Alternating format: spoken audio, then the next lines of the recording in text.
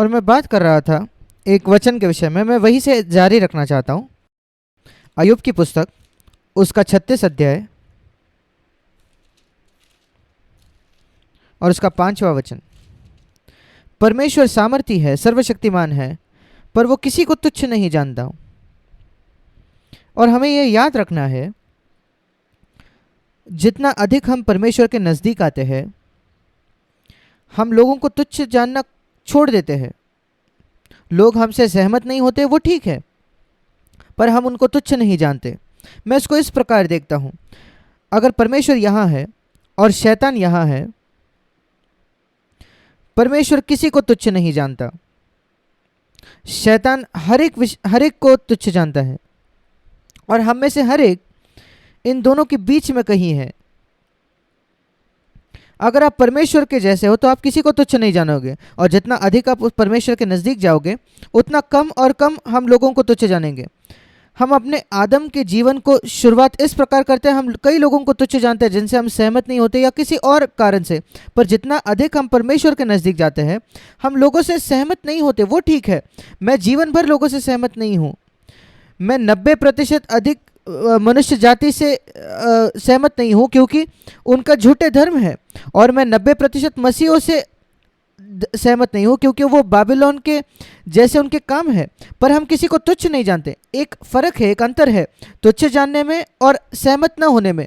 परमेश्वर 99% लोगों से सहमत नहीं है, पर वो तुच्छ नहीं जानता उनको। इसलिए फ़र्क करे तुच्छ जानने में और लोगों से सहमत न रखने में। परमेश्वर किसी को तुच्छ नहीं जानता और शैतान हर एक को तुच्छ जानता है। और जितना अधिक हम परमेश्वर के नज़दीक आते हैं, उतना ही कम हम लोगों को तुच्छ जानेंगे, और शायद उतना ही ज़्यादा हम लोगों से सहमत नहीं होंगे, क्योंकि वो परमेश्वर के वचन के पीछे नहीं चल रहे। ये सिर्फ मैं जाते जाते कहना चाहता हूँ। हम पति पत्नी के रिश्ते के विषय में मैं बात कर रहा था पहले सत्र में। अब मैं बात करना चाहता हूँ दूसरे हिस्से के बारे में, दूसरा भाग हमारे विवाह का। हम जब हमारे बच्चे होते हैं, पहले जब हमारा विवाह होते हैं, पति पत्नी होने के नाते हमारा एक अच्छा रिश्ता होना चाहिए, क्योंकि तभी हम हमारे बच्चों के लिए एक अच्छा उदाहरण हो सकते हैं।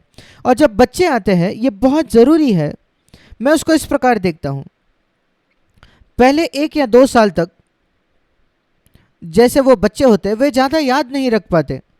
उनको ये भी नहीं याद रहेगा माता पिता एक दूसरे से झगड़ रहे थे। और परमेश्वर का धन्यवाद हो उस छोटे समय के लिए, उनके जीवन का पहला समय जब बच्चों को याद नहीं रहता। पर एक बार बच्चे 3 या 4 साल के हो जाते हैं, उनको वो याद रखने लगते हैं क्या वो देख रहे हैं, और वो अपने जीवन भर उसको याद रखेंगे। माता पिता एक दूसरे पर चिल्लाते हुए, झगड़ा करते हुए, और सारी बातें। और इसलिए मुझे लगता है, इसी प्रकार मैंने विश्वास किया और मैंने यही सिखाया है, परमेश्वर हमें एक छोटा समय देता है, छोटी खिड़की देता है हमारे विवाहित जीवन की शुरुआत में, जहाँ आपके पास कुछ साल होते हैं एक पति पत्नी के लिए, ये सीखने के लिए कि वो कैसे एक साथ जिए शांति में। बहुत बहुत ज़रूरी है। और फिर उसके बाद आपको एक उदाहरण होना है, क्योंकि बच्चे उदाहरण से सीखते हैं। वो कैसे एक भाषा सीखते हैं, बच्चे कैसे भाषा सीखते हैं?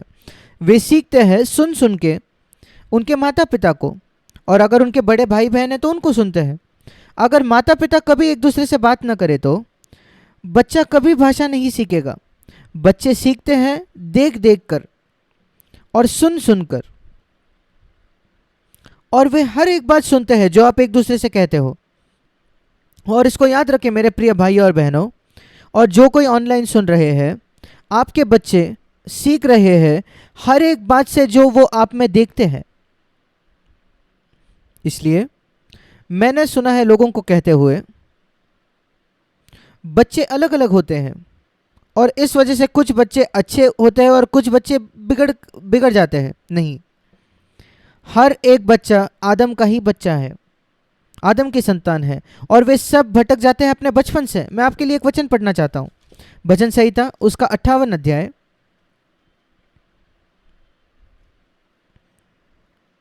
भजन 58 में लिखा है 3 वचन में, दुष्ट लोग, सारे मनुष्य दुष्ट होते हैं। हमने वो देखा रोमियो के पत्र उसके 3 अध्याय में, हम सब दुष्ट हुए।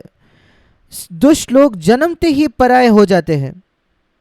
इंग्लिश में लिखा है गर्भ से ही, वे पेट से निकलते ही झूठ बोलते हुए भटक जाते हैं।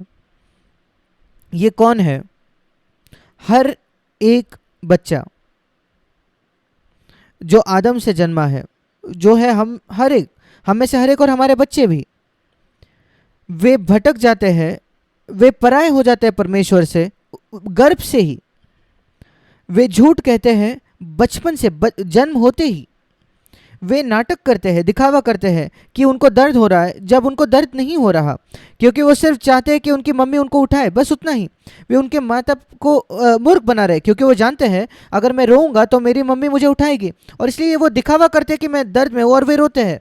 बचपन से ही दिखावा है, बचपन से ही धोखा है, और इसलिए सारे बच्चे ऐसे होते हैं। फिर ये कैसे कि कुछ बच्चे आदरपूर्वक व्यवहार करते हैं बड़े लोगों के प्रति, और आज्ञा मानते हैं, अच्छे से बर्ताव करने वाले होते हैं, और कुछ बच्चे बहुत ही राउडी जैसे होते हैं और दुष्ट होते हैं, और उनको नियंत्रित नहीं किया जा सकता। ये अंतर क्या है? उनका जन्म तो वैसे ही हुआ है। मैं आपको बताता हूँ मैंने क्या देखा है। मेरे 60 वर्षों में जब मैं एक विश्वासी था, ये निर्भर होता है 100%, 100% माता पिता पर, क्योंकि मेरे पास ये मौका रहा है कि मैं बच्चों को देख पाऊँ 50-60 कलीसियाओं में, अलग अलग जगहों में। और मैंने देखा है, मैं CFC कलीसियाओं के विषय में बात कर रहा हूँ जहाँ मैं 45 वर्षों में रहा हूँ। मैंने पाया है ये लगभग हर जगह संसार में सच है। मैंने विशेषकर बेंगलोर में देखा है जहाँ मैं ज़्यादातर समय रहा हूँ।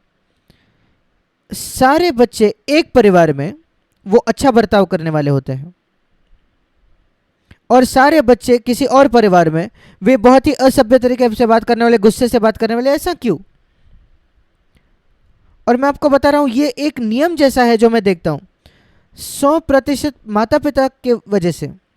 और अगर आप आसपास देखोगे और आप खुद देखोगे तो आप यही पाओगे। मैंने हर जगह ये देखा है, सारे बच्चे एक परिवार में बहुत अच्छा बर्ताव करने वाले, क्योंकि माता पिता उनसे बहुत कठोर होते हैं, और पहले दिन से ही वे उनको सिखाते हैं माता पिता की आज्ञा मानना, आदरपूर्वक बात करना, बड़े लोगों से, एक दूसरे से झगड़ा मत करो, ये सारी बातें। और दूसरे लोग होते हैं, दूसरे बच्चे, वो बच्चों को जैसे चाहो वैसे बड़ा होने देते हैं। अरे मेरे प्रिय बेटे, प्रिय बेटी, ये मत करो, ऐसा अगर वो बात करेंगे, वे कभी नहीं सीखते लोगों का आदर करना। मैंने कई कई घटनाओं में ये देखा है। और मैंने पाया है कभी कभी हिंदू लोगों में जो गैर मसीही लोग हैं, उन्होंने उनके बच्चों को बहुत ही अच्छे तरीके से बड़ा किया है। एक आदरपूर्वक वो होते हैं, और वो अच्छा बर्ताव करते हैं कई मसीही लोगों के बच्चों से भी। और इसलिए धर्म से इसका कोई ताल्लुकात नहीं, संबंध है माता पिता कितने कठोर होते हैं अपने बच्चों से, कितना स्ट्रिक्ट होते हैं। ये एक अद्भुत गवाही है एक मसीह के लिए, मसीह माता पिता के लिए, कि उनके ऐसे बच्चे हो जो बहुत अच्छा बर्ताव करते हैं। और यही हमारी तीव्र लालसा होनी चाहिए। मैं कहता हूँ लालसा, सिर्फ इच्छा नहीं, एक बहुत बड़ी लालसा, तीव्र लालसा। हमारी एक तीव्र लालसा हम में से हर एक की होनी चाहिए कि बचपन से ही उनका अच्छा बर्ताव होना चाहिए। अगर वो है तो वो गलत करेंगे और फिर हम उनको दंड देंगे, और हमारे पास वचन है इसका आधार देने के लिए। और हमारा विषय है विवाह और परिवार। पति पत्नी के विषय में हमने बात किया। अभी है बच्चे। नीति वचन उसका 22 अध्याय, यह परमेश्वर का वचन है, और बाइबल बताता है परमेश्वर सच हो और हर एक व्यक्ति एक झूठा हो। क्या आपने उस वचन को पढ़ा है? रोमियो 3 में परमेश्वर सच हो और हर एक मनुष्य झूठा हो। इसको याद रखें जब आप परमेश्वर के वचन को पढ़ते हैं तो।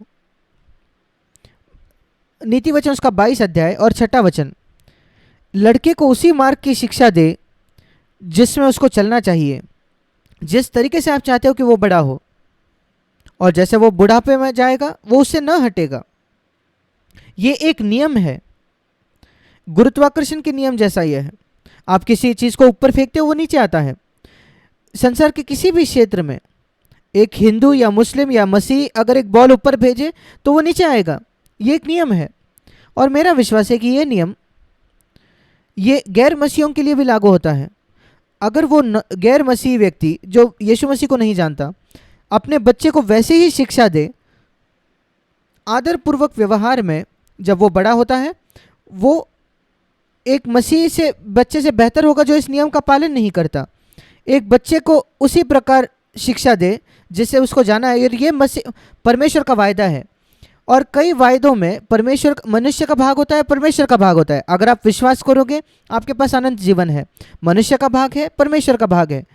मुझसे सीखो और तुम विश्राम पाओगे अपने प्राणों के लिए। मैं मेरा भाग करता हूँ उससे सीखने का, और मैं अपने प्राणों का लिए विश्राम पाता हूँ। ये उसका वायदा है। सारे वायदे ऐसे होते हैं, मनुष्य का भाग, परमेश्वर का भाग। अगर मैं अपना भाग करता हूँ तो परमेश्वर जरूर उसका भाग करेगा।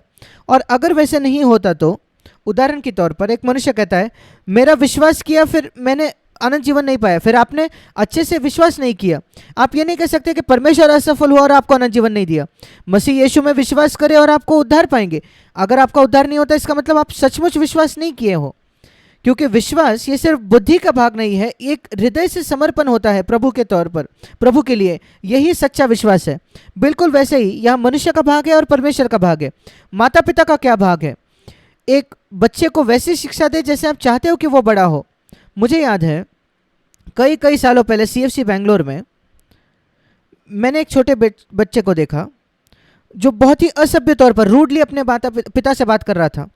सभा के बाद मैंने उस पिता को बुलाया और मैंने कहा मेरे प्रिय भाई, वो कलीसिया का एक मेंबर था, कृपया इस बच्चे से सतर्क रहे, सावधान रहे।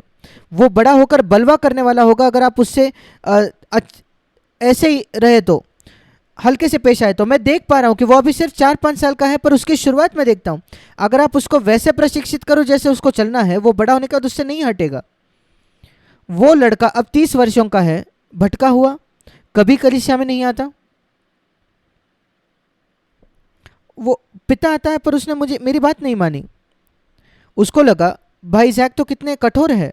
ठीक है, मैं मेरे ही बच्चों से कठोर था, इसलिए मैं उनको ऐसा कुछ नहीं कह रहा था करने के लिए जो मैंने खुद नहीं किया था। मैं अपने बच्चों से बहुत कठोर था, बहुत स्ट्रिक्ट था, क्योंकि मेरा विश्वास है जो बाइबल का वचन बताता है, परमेश्वर का वचन बताता है। मैं चाहता था कि मेरे बच्चे एक विशिष्ट मार्ग से चले। और मैंने कहा ठीक है प्रभु, मैं अपना काम करूंगा, तो तेरा काम करना। मैं अपने बच्चों को वैसे ही शिक्षा दूंगा जैसे उनको चलना है। तूने वायदा किया है कि वो बुढ़ापे में उससे ना हटेगा, यह परमेश्वर का वचन है। या आगे जाकर लिखा है 15 वचन में, लड़के के मन में मूर्खता की गांठ बंधी रहती है। कौन सा बच्चा? कोई भी बच्चा आदम का, हिंदू, मुस्लिम, ईसाई, नास्तिक बच्चा, उनके मन में मूर्खता होती है, पर अनुशासन की छड़ी उसको निकाल देगी। ये बहुत ही दिलचस्प है। एक बच्चे के जो निचला हिस्सा होता है उसका और हृदय में एक संबंध है। आप नीचे उसको अगर मारोगे तो उसके हृदय पर मूर्खता निकल जाएगी। और यहाँ अनुशासन की छड़ी है। परमेश्वर कहता है कि वो उसका काम करेगा, उसके मूर्खता को निकालेगा। हम हमारे बच्चों में मूर्खता नहीं चाहते, और इस वजह से अनुशासन ये बहुत बहुत ज़रूरी हिस्सा है। अब लोग कहेंगे कि नहीं, ये सिर्फ पुराने नियम के भाग है। आइए हम नए नियम में जाए। इब्रानियों की पत्री, सबसे पहले इफिसियों की पत्री उसका 6वां अध्याय। इफिसियों की पत्री उसका 6वां अध्याय। यहाँ लिखा है 4वां वचन, हे बच्चे वालों, हे पिताओं, इंग्लिश में लिखा है, अपने बच्चों को रिस ना दिलाओ। एक पिता अपने बच्चे को कैसे रीस दिला सकता है? खुद गुस्सा होकर, उससे नाराज होकर। एक बच्चे से नाराज इस वजह से होना, ऐसा कुछ करने के लिए जो माता पिता ने उसको कुछ करने के लिए प्रशिक्षित ही नहीं किया कि कैसे उस बात को वो सही करे। इस वजह से अपने बच्चों को रीस न दिलाओ, उनको क्रोध न दिलाओ। फिर माता पिता को क्या करना है? विशेषकर पिता, उसको वही करना है जो बाइबल में लिखा है, अपने आप का न्याय करे। उस बच्चे से क्रोधित होने के बजाय, प्रभु मुझे मेरा सहायता कर कि मैं अपना न्याय करूं, यह देखने के लिए कि कहाँ मैं गलत हुआ, कि मेरा बच्चा ऐसा है। कभी बच्चे से गुस्सा ना होना, मुझे अपने आप का न्याय करने दे।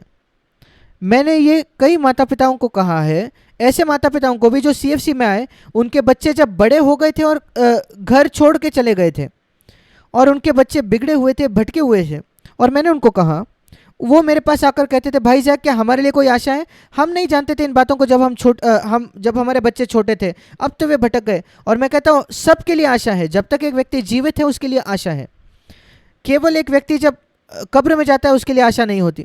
मुझे कोई फर्क नहीं पड़ता अगर कोई व्यक्ति 60 वर्ष का है, वो 80 वर्ष का है, उसके लिए आशा है। जब तक आपके बच्चे जीवित हैं, कितना भी वे भटक ना जाए तो भी उनके लिए आशा है। मैंने इन माता पिता को बताया, अगर आपके बच्चे तो घर से दूर है, मैं आपको बताता हूँ, एक गोली देता हूँ, एक दवाई देता हूँ, हर दिन इस दवाई को ले, दिन में 1 दिन से भी ज़्यादा। आप में से दोनों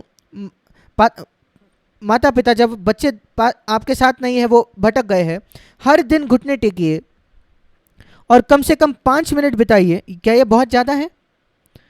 प्रभु के सामने अपने पापों का अंगीकार करें हर एक दिन।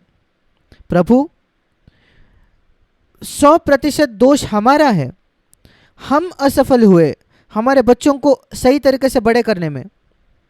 मैं आपको बताना चाहता हूँ, परमेश्वर बहुत ही खुश हो जाएगा जब वो ऐसे अंगीकार सुनेगा। एक ईमानदारी अंगीकार है। मैं आपको बताता हूँ क्यों। क्योंकि मनुष्य का स्वभाव आरंभ से ही ऐसा रहा है कि वो दोष किसी और पर लगाए। स्कूल बहुत बुरा है, उनके बुरे मित्र होते हैं। मैं आपको बताता हूं, उससे कोई संबंध नहीं स्कूल से। आपका बच्चा सबसे बदतर स्कूल में हो सकता है, मैंने ये देखा है। मैंने ईश्वरीय भक्ति रखने वाले लोगों को देखा है, माता पिता को, बहुत ही अभक्तिहीन जगह में वो बच्चों को बड़ा करते हैं और बच्चे बहुत अच्छे बड़े होते हैं। स्कूल से कोई संबंध नहीं। मनुष्य के स्वभाव यही है। आदम से ही, जब आदम को परमेश्वर ने पूछा क्या तुमने उस फल को खाया, वो क्या कहता है? वो उंगली किसी और के और करके कहता है, प्रभु मैं नहीं, स्कूल, ये उसके मित्र हैं, वो मेरी पत्नी है। मुझे एक पेंटिंग देखना पसंद है। एक मनुष्य किसी और पर उंगली उठाता है, अपने पत्नी पर या किसी और पर, मैं नहीं प्रभु, वो व्यक्ति। और जब तक कि आप ये कहोगे, परमेश्वर ने उनको स्वर्गलोक से निकाल दिया, ये हल नहीं है। आप एक और उदाहरण देखते हो, एक ऐसे व्यक्ति का जिसने स्वर्गलोक में प्रवेश किया। वो चोर जो क्रूस पर था, उसका तो अपराध आदम से ज़्यादा बुरा था। आदम ने सिर्फ फल खाया था, इस व्यक्ति ने खून किया था, चोरी की थी कई सालों तक, पर उसने एक चीज़ की क्रूस पर, प्रभु मैं दोषी हूँ, अपराधी हूँ, मैं ही पापी हूँ। और यीशु ने कहा, सचमुच तुम स्वर्गलोक के लिए तैयार हो? मेरे साथ स्वर्गलोक में आ जाओ।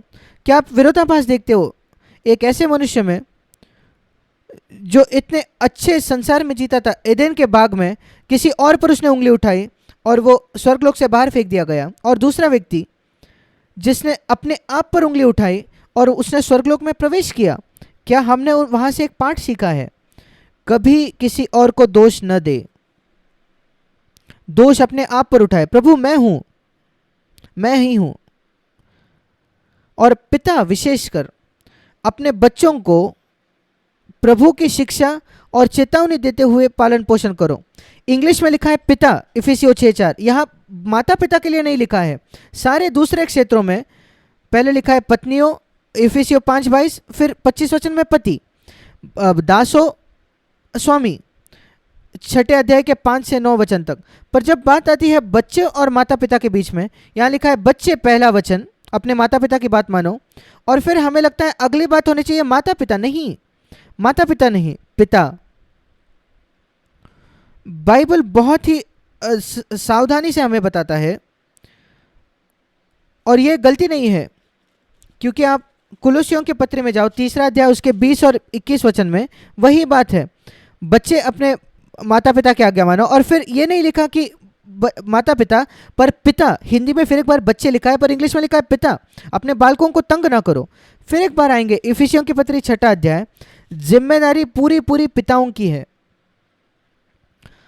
अगर पिता एक बहुत ही गैर जिम्मेदार व्यक्ति है, खोया हुआ व्यक्ति है, जैसे तिमुथियुस का पिता वो यूनानी था, शायद एक अभक्तिहीन व्यापारी वो था, ज़्यादा रस था उसका पैसा कमाने में अपने बेटे से भी ज़्यादा, पर उसकी परमेश्वर का भय रखने वाली एक माता थी और उसका नाम यूनिके था। और क्या आप जानते हैं उसने क्या किया? वो प्रभु के पास आई, प्रभु मुझे माफ़ कर दे, मैंने आपकी आज्ञा न मानते हुए गैर मसीह से विवाह किया, मुझे क्षमा करो। पर जहाँ मैं असफल हो गई अपने विवाह में पत्नी होने के नाते, मैंने आपकी इच्छा न खोजते हुए विवाह किया, मैंने अविश्वासी से विवाह किया, मैं उस गलती को सुधारना चाहती हूँ अपने बच्चे को भक्तिहीन तरीके से बड़ा करने से। क्या उसने गलती सुधारी? हाँ ज़रूर, अकेले ही, बिना पिता के सहायता से। यद्यपि लिखा है कि पिता को अपने बच्चों को शिक्षा देनी है, क्योंकि पिता गैर जिम्मेदार था, माता ने उस जिम्मेदारी को उठाया। आमतौर पर पिता काम पर जाता है और जीविका कमाता है।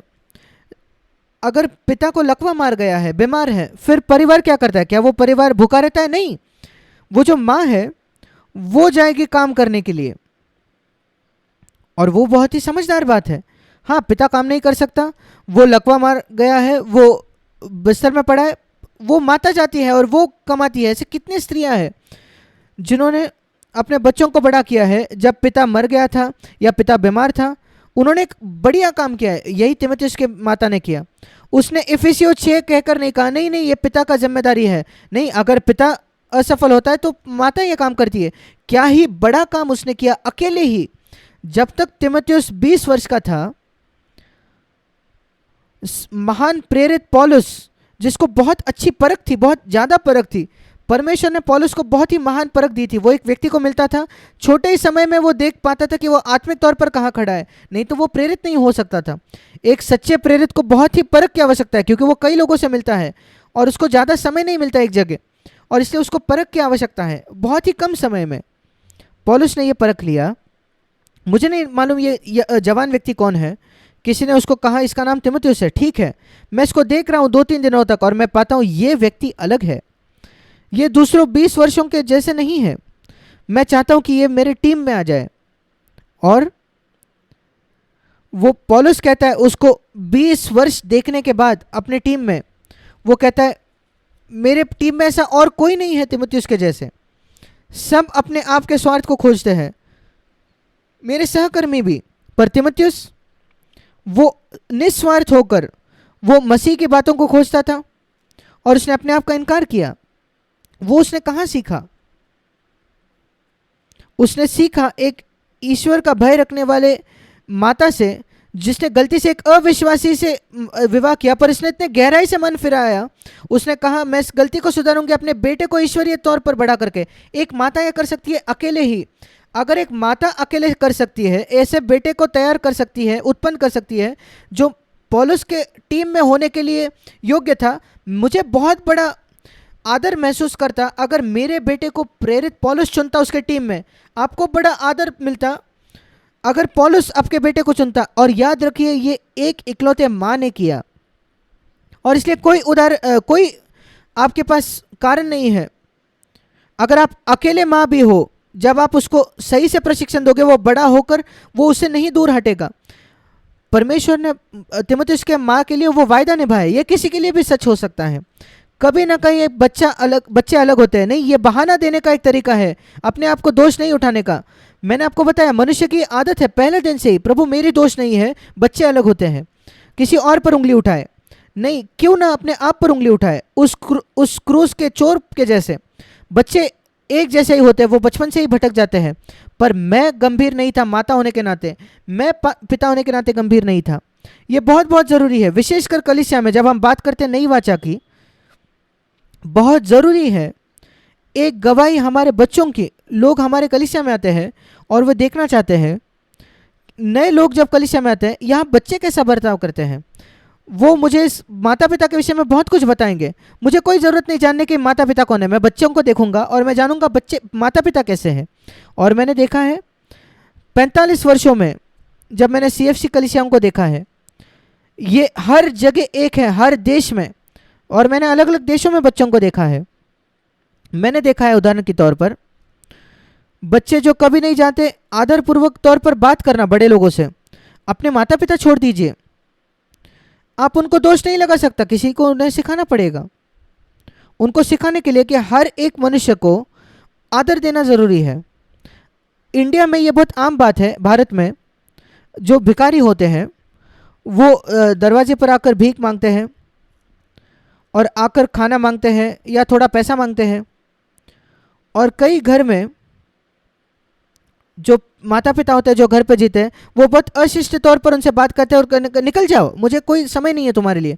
मैंने अपने बच्चों को सिखाया, अगर आप कभी अशिष्ट तौर पर बात करोगे किसी भी मनुष्य से, रूडली बात करोगे, मुझे कोई फर्क नहीं पड़ता कौन है, एक भिखारी क्यों ना हो, अगर आप उसको उसके पीछे जाना पड़ेगा और कहना पड़ेगा भाई मुझे माफ़ कर दे, सर मुझे माफ़ कर दे, उसे सर कहो। वो शायद गरीब होगा, वो भिखारी होगा, शायद दुर्भाग्यपूर्ण घटनाओं की वजह से वो भिखारी बना, पर वो एक मनुष्य है जो परमेश्वर के स्वरूप में बनाया गया है। और आप उससे अशिष्ट तौर पर बात नहीं कर सकते किसी और मनुष्य से, मुझे कोई फर्क नहीं पड़ता वो कौन है। और आइए हम अपने बच्चों को सिखाएं हर समय आदरपूर्वक बात करना। और शुरुआत कभी करते हो? 1 साल की उम्र से। आपको जब लगता है वो कुछ नहीं समझते, वो बहुत कुछ समझ रहे होते हैं। मैं आपको बताना चाहता हूं जो मैंने देखा एक बच्चे में, 1 साल का बच्चा, वो बच्चा वो सीढ़ियों के पास जा रहा था और बच्चे को ऊपर सीढ़ियों पर चढ़ना खतरे से भरा है। और जैसे वो चढ़ रहा था सीढ़ी पर, पिता या माता मुझे याद नहीं कौन, उसने कहा नहीं। और मैं बहुत आश्चर्यचकित हो गया, कितना बच्चा जल्दी सीख जाता है नहीं का मतलब क्या होता है, नहीं इस शब्द का मतलब क्या होता है। वो रुक गया, वो नहीं गया। अगले दिन मैंने देखा उस बच्चे को उसी सीढ़ियों के पास जाते हुए, और वो पीछे मुड़कर देख रहा था कि कोई उसे देख रहा है या नहीं। ये बच्चे ने कहा इस बात को सीखा, ये चोरी छुपके जाना कि अगर मेरे पिता नहीं देख रहे, माता पिता कोई नहीं है नहीं कहने के लिए, तो मैं ऊपर चढ़ूंगा। मैंने उस दिन कुछ देखा, बच्चे आप सोचते हो 1 साल की उम्र में भी ज़्यादा स्मार्ट होते हैं, ज़्यादा बुद्धिमान होते हैं, वे नहीं इस शब्द का अर्थ जानते हैं। आपके बच्चे को नहीं इस शब्द का अर्थ मालूम है 1 साल की उम्र में। और अगर आपने उन्हें नहीं सिखाया है, तो उन चीज़ों को जो उन्हें नहीं करना है, नहीं छूना है, तो आपको बड़ी समस्या होगी जब वे 6 या 7 साल के हो जाएंगे। मैं आपको ये बताना चाहता हूँ। और फिर बहुत कठिन हो जाएगा। ये झाड़ों को देखे, ये पेड़ों को देखे, एक पेड़ जो होती है जो आड़ी टेढ़ी बड़ा होता है, वो हमेशा के लिए वैसा ही होता है। मैंने ऐसे पेड़ देखे हैं, अगर किसी ने उस पेड़ को सही सीधा किया होता, जब वो पौधा बस बड़ा हो रहा था, एक ही महीने का पौधा होता, किसी ने उसको बांधा होता सही सीधा होने के लिए, तो वो सीधा ही बड़ा होता। अब वो ऐसे है, वो उसको मोड़ना मुश्किल है, उसको अब सही करना बहुत मुश्किल है, वो पेड़ टूट जाएगा। वहाँ एक पार्ट है, जब कभी आप आड़ा टेढ़ा कोई पेड़ देखते हो, आप समझ जाते हो कैसे बच्चे बिगड़ जाते हैं। नहीं, आप ये नहीं कह सकते कुछ पेड़ ऐसे नहीं, किसी को उस पेड़ को सीधा करना था। और अगर पेड़ आपके गार्डन में होता, बगीचे में होता, आप उसको सीधा करते, अगर बचपन वो छोटा पौधा होता। तो यही पार्ट है, पिता अपने बच्चों को प्रभु की शिक्षा में और अनुशासन में लाए। 2 बातें, शिक्षा, यह है परमेश्वर का वचन। उनके बचपन के जो मौके मिलते हैं हमें, तब से हमें उनको सिखाना है प्रार्थना करना। वो नहीं जानते प्रार्थना क्या है, तब भी उन्हें सिखाइए हाथ जोड़कर और आपके साथ मिलने में, और प्रार्थना करें। जो कोई शब्द है, चाहे वो कुछ बड़बड़ा है, वो देखते कोई और प्रार्थना कर रहा है, उन्हें सीखना है आपसे जुड़ना प्रार्थना में, कहीं कम से कम आमेन कहना, यह अच्छा शब्द है बचपन में ही सिखाना। और हमें उन्हें सिखाना है परमेश्वर का वचन जितना जल्दी संभव हो उतना। वो पढ़ना जानते उससे भी पहले, अगर आप वो देख पाते तो वो चित्र देख पाएंगे। मैंने अपने बच्चों के साथ किया, उनको एक चित्रों का बाइबल ला के दिया मैंने, कहानियों का, और मैंने कहा उनको पढ़िए। और जब वो चित्र पढ़ सकते हैं, ये इतने आकर्षक होते हैं बच्चों के लिए, ये कॉमिक्स के जैसा होता है। और फिर उनको प्रोत्साहित करना, उनको प्रश्न पूछकर, आपने आज क्या पढ़ा, क्या आप मुझे कुछ बता सकते हो जो आपने पढ़ा? और फिर मैं उनको प्रश्न पूछ सकता हूँ और मैं देख सकता हूँ उन्होंने सचमुच उसको समझा है या नहीं। और वैसे हम उनको चुनौती देते हैं बाइबल को जानने के लिए बचपन से ही। मैं आपको वही बता रहा हूँ जो मैंने किया। मैं बहुत ही मेरी इच्छा थी, जब मेरे बच्चे 18 साल के थे जब वे कॉलेज चले गए और उन्होंने घर छोड़कर कहीं और गए पढ़ने के लिए। मैं जानता था मेरे पास 18 साल के लिए वो घर पर होंगे, और अगर मैंने उनको नहीं किया जो मुझे करना चाहिए उस सालों में, उस समय में वे भटक जाएंगे। इसलिए मैंने तय किया वे घर छोड़कर जाने के पहले उन सब का नया जन्म होना चाहिए, उन सब का बपतिस्मा होना चाहिए, और वो बाइबल को बहुत भली भांति जानना चाहिए। बाइबल के सत्य में उनको जड़ पकड़ना है। पूरा बाइबल जानने की आवश्यकता नहीं, पर बाइबल के जो सत्य है उनमें जड़ पकड़नी है, और उनको आदत होनी चाहिए बाइबल पढ़ने की। और मैं बहुत खुश हूं कि ऐसा ही हुआ। पर कुछ बातें थी जिसके विषय में मैं बहुत कठोर था। मैंने कहा आपको हमेशा बड़े लोगों से आदर पूर्वक बात करना है, विशेषकर पहले अपने माता पिता से। कभी अशिष्ट तौर पर रूडली बात ना करना माता या पिता से। अगर आप करते हो जाकर माफी मांगे तुरंत। मैंने कई बार उन्हें कहा वो मुख्य काम छोड़ दो, क्या जरूरी काम, आपका होमवर्क पूरा करना जरूरी नहीं है, ये आपका होमवर्क है। जाकर मम्मी से माफी मांगे क्योंकि आपने अशिष्ट तौर पर बात की, अभी आपका होमवर्क रुक सकता है। कोई भी दूसरी बात इससे ज़्यादा ज़रूरी नहीं है। उनको ये सिखाना, तुरंत माफ़ी मांगना, उनको ये आदत लगने दे। मुझे अशिष्ट तौर पर रूडली बात नहीं करनी है किसी से भी जो मुझसे बड़ा है। या कलीसिया में अगर आप सुनते हो वो किसी रूडली बात कर रहे हैं कोई भाई से जो उनसे बड़ा है, उनको लगे तुरंत डांटे, बहुत ज़रूरी है। देखिए अगर हम कठोर होंगे इन बातों में, हमारे बच्चे एक अच्छी गवाही पाएंगे, और दूसरे जो कलीसिया में आएंगे वो कहेंगे कि ये एक अच्छा कलीसिया है, मैं देखता हूँ बच्चे यहाँ अच्छा बर्ताव करते हैं।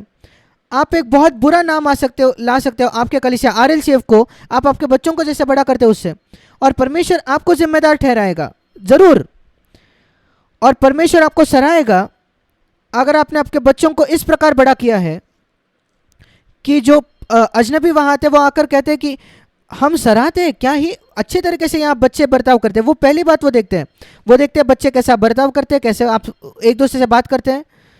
मीटिंग के समय नहीं, पर मीटिंग के बाद उसी समय हम देखते हैं कि बच्चे वास्तविकता में कैसे हैं। और कभी यह ना कहे बच्चे अलग होते हैं, नहीं, ये सच नहीं है, सारे बच्चे एक जैसे हैं। माता पिता ये तय करते हैं कि वो कैसे उनको बड़ा करेंगे। और इब्रानियों में लिखा है उसका 12वां अध्याय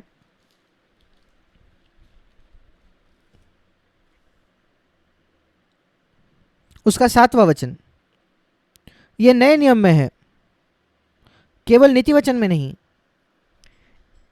इब्रानियों 12:7, तुम ताड़ना के लिए भोग दाते हो, परमेश्वर तुमसे पुत्र की तरह व्यवहार करता है। कौन सा पुत्र है जो अपने पिता ताड़ना नहीं करता? मैं अब कहूंगा ऐसे हजारों पुत्र है, दुर्भाग्यपूर्ण। उन दिनों में ऐसा कौन सा पुत्र है जिसका पिता उसे अनुशासित नहीं करता? सोच कर देखिए, पवित्र आत्मा कहता है, क्या ऐसा बच्चा है जिसको पिता अनुशासित नहीं करता? क्या आप कल्पना कर सकते हो मसीह बच्चे जिनको पिता अनुशासित नहीं करते? अगर आप बिना अनुशासन के हो, बिना ताड़ना के हो, 8वां वचन, तो वो आपका खुद का पुत्र नहीं, वो एक बिना विवाह का जन्मा बच्चा है। यही बाइबल कहता है, एक भटका हुआ व्यक्ति पुत्र, वो एक आपका पुत्र है ही नहीं।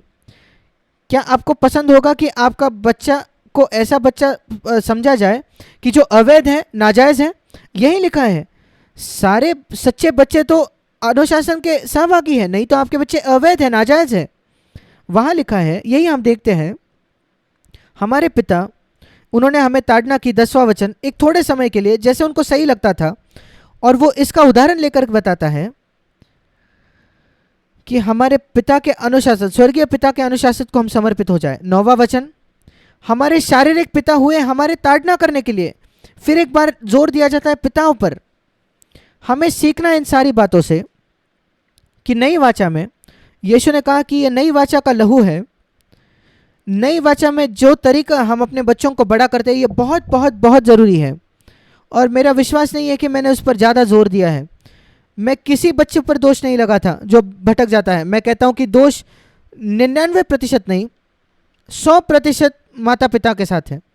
वे गैर अनुशासित है, तो अगर वे खो जाते हैं, वे भटक जाते हैं। यहाँ तक कि मैं ये कहूँगा, बाइबल पहला तिमुथियुस उसका 3रा अध्याय, जहाँ पौलुस बताता है तिमुथियुस को, जब आप एक अगुए को रखते हो, प्राचीन को नियुक्त करते हो, सुनिश्चित करे, 3रा अध्याय उसका 4था वचन, वो अपने घर का अच्छा प्रबंध करने वाला हो। पहला तीमुथियुस 3:4, अपने बाल बच्चों को सारी गंभीरता से अधीन रखता हो। ये कथन आपके मन में आ जाए, कभी इसको ना भूले।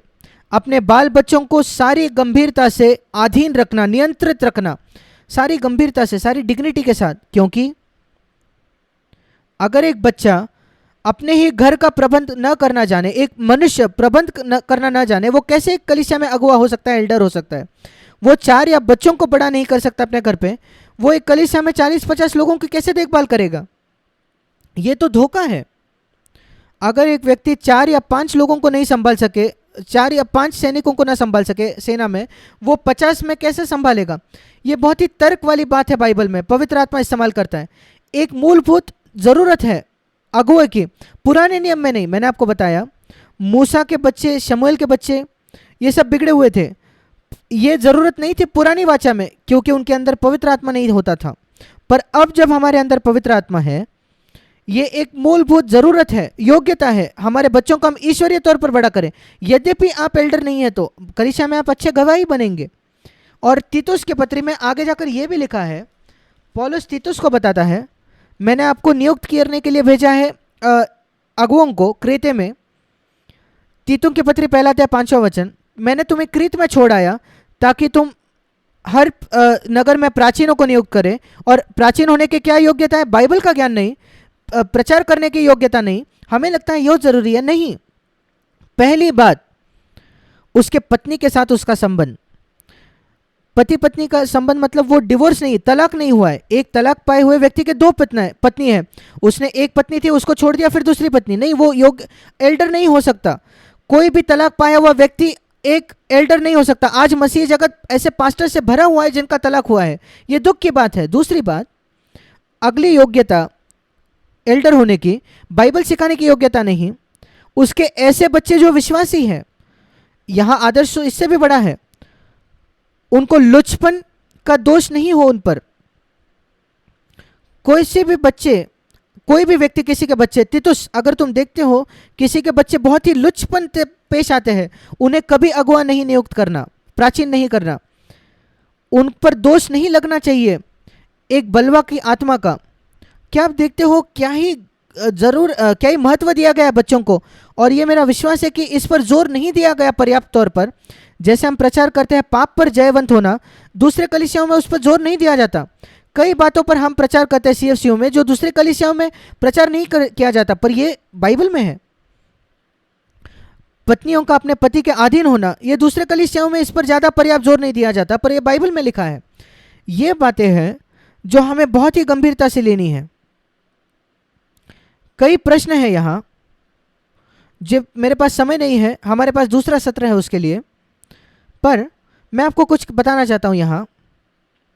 कभी कभी लोग सवाल करते हैं, बाद में वो मुझे सिर्फ मेरा नाम लेकर कहना चाहते हैं अपने पति या पत्नी को, देखो भाई जैक ने ये कहा था। मैं बहुत ही सतर्क हूँ कभी ऐसे प्रश्नों का उत्तर नहीं देना, क्योंकि मैं देख पाता हूँ उस प्रश्न से वो ऐसा ही कुछ ईंधन चाहते हैं एक अग्नि के लिए जो वो बाद में लगाना चाहते हैं अपने घर में, और मैं उस ईंधन को नहीं दूंगा उन्हें। मैं केवल बाइबल के वचन के, परमेश्वर के वचन के सिद्धांत सिखा सकता हूँ। पिछले 2 सत्रों में मैंने वही किया है, पति पत्नी और बच्चों के विषय में। एक प्रश्न था, मैं बताना चाहता हूँ, क्यों यीशु मसीह ने किसी स्त्री का चुनाव नहीं किया उसके शिष्य होने के लिए, चेला होने के लिए? यह परमेश्वर की सिद्ध बुद्धि थी। मैं आपको उसका कारण दिखाना चाहता हूं। 1 तीमुथियुस उसका 2 अध्याय। परमेश्वर ने निर्माण किया, बाइबल बताती है मनुष्य और स्त्री जो होते हैं वो परमेश्वर के नज़र में एक समान है, पर उसके बावजूद पवित्र आत्मा के द्वारा प्रभु कहता है, 1 तीमुथियुस उसका 2 अध्याय 11वां वचन, स्त्री को चुपचाप पूरी अधीनता से सीखना चाहिए।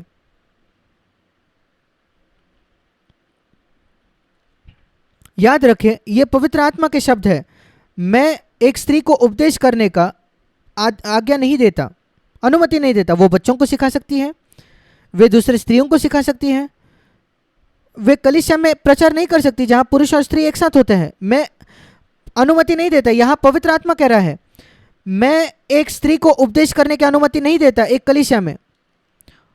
फिर भी आप मसीह जगत में देखते हो कि लोग इस आज्ञा का खुला खुला गैर अनाज्ञाकारी बनते हैं। कई लोग हैं जो कि बड़ी बड़ी सेवकाई है, स्त्रियों की सेवकाई। कई बार लोग मुझे प्रश्न करते हैं कैसे परमेश्वर उनके सेवकाई को आशीष देता है, क्या लोग उद्धार पाते हैं उनके द्वारा? हाँ, मैं कहता हूँ हाँ। मैं आपको एक उदाहरण देना चाहता हूँ। पुराने नियम में एक कहानी है गिनती की पुस्तक में, जहां परमेश्वर ने मूसा को कहा, शायद गिनती 20 में परमेश्वर ने मूसा को कहा जाकर उस चट्टान से बात करो। पहले बार उसको कहा था निर्गमन 17 में, परमेश्वर ने कहा चट्टान को मारो। 40 वर्षों बाद जब फिर एक बार उनको पानी की आवश्यकता थी, ऐसा कह रहा प्रभु को याद है तुमने पहले ही चट्टान को एक बार मारा है। जो मसीह के क्रूस पर चढ़ाए जाने का चित्र है, वो एक ही बार क्रूस पर चढ़ाया जाएगा। उस चट्टान को इस बार नहीं मारना, सिर्फ उससे बात करना, उसको कहना। पर मूसा इतना क्रोधित हो गया था कि उसने अपनी छड़ी उठाई और उस चट्टान को उसने मारा। मेरा प्रश्न है, क्या पानी बहा या नहीं? क्या आपको याद है? पानी बहा, पानी बह निकला। क्या परमेश्वर ने अनाज्ञाकारिता को आशीष दी? किसी ने परमेश्वर के वचन के उल्लंघन किया? क्या आपको पता है कितने लोगों को उस दिन पानी मिला? 6 लाख पुरुष और उसके साथ स्त्रियां और बच्चे, 20 लाख लोगों आशीषित पाए। जब परमेश्वर का एक सेवक ने परमेश्वर की आज्ञा नहीं मानी, यह क्या सिद्ध करता है? यह नहीं कि जो मूसा ने किया वो सही था, यह सिद्ध किया है कि परमेश्वर उन 20 लाख लोगों से इतना प्रेम करता था कि वो उनको प्यास से नहीं मरने देता, क्योंकि उसके सेवक ने आज्ञा नहीं मानी। इसलिए 20 लाख एक स्त्री को सुन सकते हैं जो परमेश्वर के वचन को नहीं मानते, और फिर भी वो आशीष पा सकते हैं। पर परमेश्वर ने मूसा के साथ क्या किया?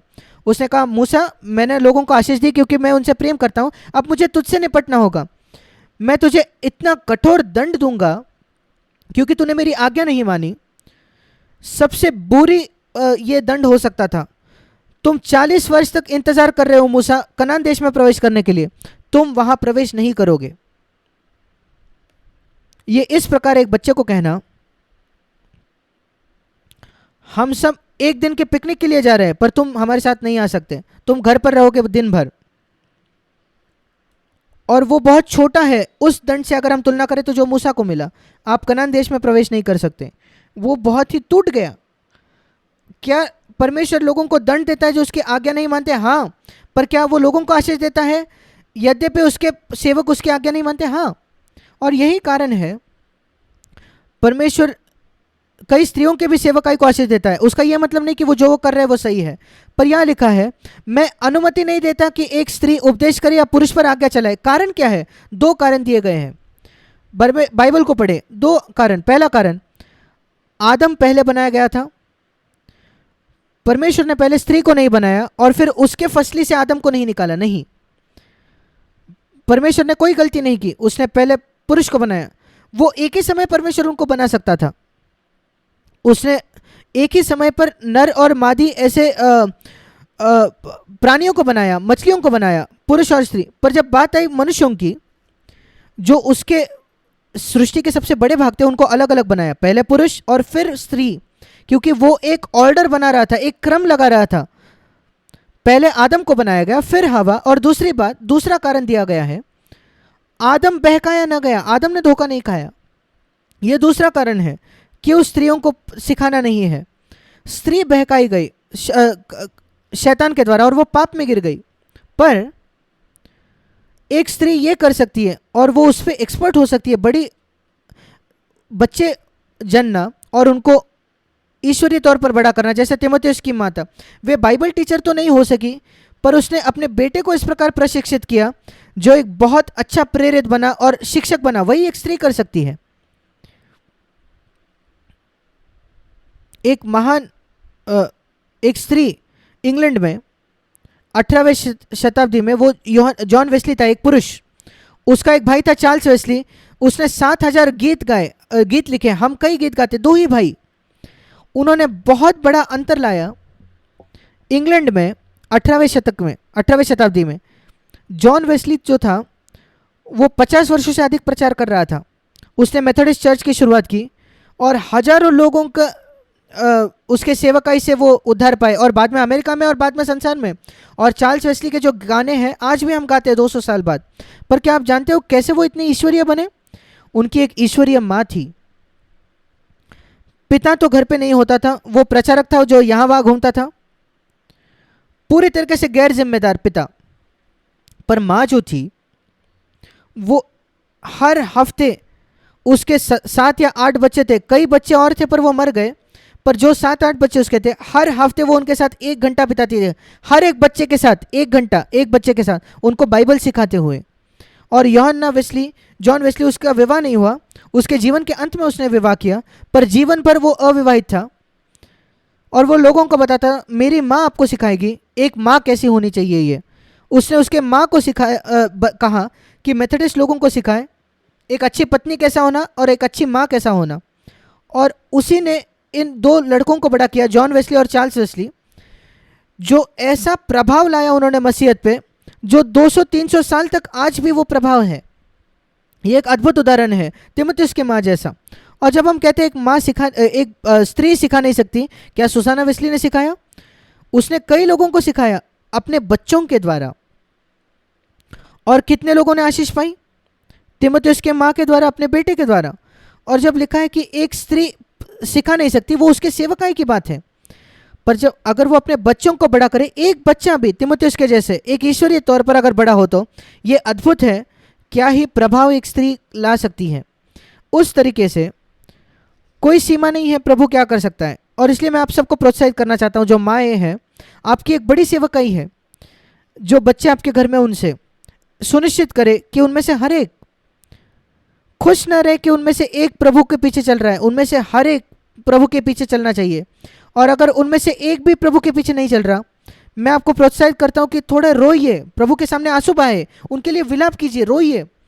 कैसे आप प्रार्थना करें एक बच्चे के लिए जो कैंसर से मर रहा है हॉस्पिटल में, वैसे ही प्रार्थना करें एक बच्चे के लिए जो खोया हुआ है प्रभु से। मेरा विश्वास है कि कई माता पिता वे उतना विलाप नहीं करते अपने भटके हुए बच्चों के लिए। हमें ज़्यादा विलाप करना है और कहना है, प्रभु उनको अपने आप के पास लाइए। क्या आपके बच्चे भटक रहे हैं? थोड़ा समय उनके साथ बिताइए परमेश्वर के सामने और उनके लिए रोइए, और आप चमत्कार देखेंगे आपके जीवन में। आइए हम प्रार्थना करेंगे।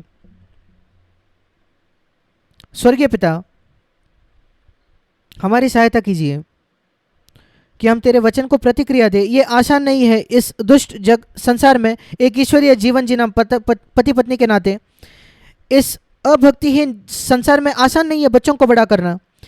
वो इतने दूसरे बच्चों से संबंध में आ सकते हैं जो सारी गंदी आदतें उनकी है, बुरी आदतें हैं। प्रभु इस परिवार की सहायता कीजिए, इस कलीसिया में हर एक परिवार की, कि वे अपने बच्चों को बड़ा करें ईश्वरीय तरीके से। और जहाँ बच्चे बड़े होकर भटक गए हैं वहाँ भी हम प्रार्थना करते हैं कि वे आप उनको वापस लाए। एक ऐसा बोझ लाइए, एक ऐसा बोझ जो कभी रुकता नहीं माता पिता के हृदयों में, कि वो अपने बच्चों को वापस लाए झुंड में। जैसे वो चरवाहा एक भेड़ के पीछे गया, खोए हुए भेड़ के पीछे। प्रभु ऐसा हृदय उनको दीजिए। हम चाहते हैं हमारे में से हर एक के बच्चे, सारे बच्चे आपके राज्य में आए, केवल आपके राज्य में ना आए पर आपके लिए उपयोगी हो इस पृथ्वी पर। इस पृथ्वी छोड़कर जाने के पहले हम आपको धन्यवाद देते हैं पिता कि आपने अनुमति दी है एक कलीसिया इस प्रकार की जो यहाँ है, जहाँ लोग सत्य को सुन सकते हैं और अपने बच्चों को ईश्वरीय तौर पर बड़ा करने को खोज सकते हैं। हम यीशु के नाम से मांगते हैं, आमीन।